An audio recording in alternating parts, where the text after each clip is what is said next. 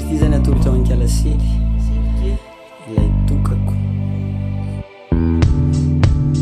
ny akantonao mikalasely de tena tsara mampitehy akantonao mikalasely eo ambony fandrina tena raha zay niavy nataly teny amin'ny lalamby nahitany niaraka tamin'le akanjo dombolo tena mariny potika sa mbola ody any ambomanarina ianao ty afaka miaraka aminary sely any sery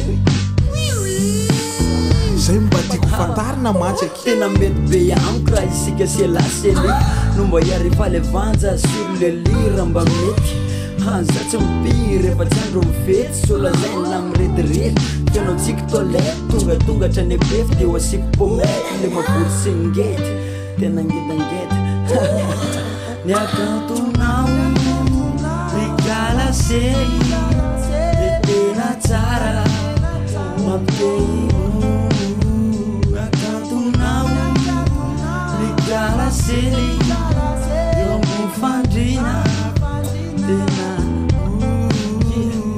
Je rentre tard comme d'hab, fatigué après le taf. Je pousse la porte, c'est le derrière partout. Le bordel total, c'est comme après une partouze. Tout en dessus comme ce bol renversé. Des taches sur le sofa, c'est pas du yoplait, non. Allez vérifier, non, merci sans façon. Je veux juste voir le donut, pas ta face de guenon. C'est vrai, des fois j'ai des conneries, genre t'es belle et tout, non, non. Aïe, je me suis encore tempé dose. Endormi depuis hier, t'as sûrement pas pris ta douche. Bitch, t'as gâché ton make-up, de façon sans ce truc. Tu serais la reine des break-ups. Hey stylist, s'il te plaît réveille-toi. C'est l'heure de donner à papa le préféré de ce repas. Célie, j'kiffe quand tu miaules. Célie, ouais, j'kiffe quand tu miaules. mikalasely de tena tsara mampitehy akantonao mikalasely eo ambony fandrina tena.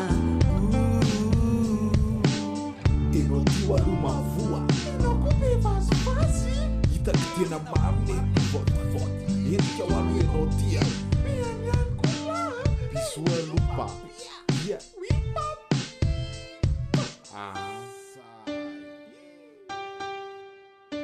ny akantonao mikalasely de tena tsara mampitehy akantonao mikalasely eo ambony fandrina tena.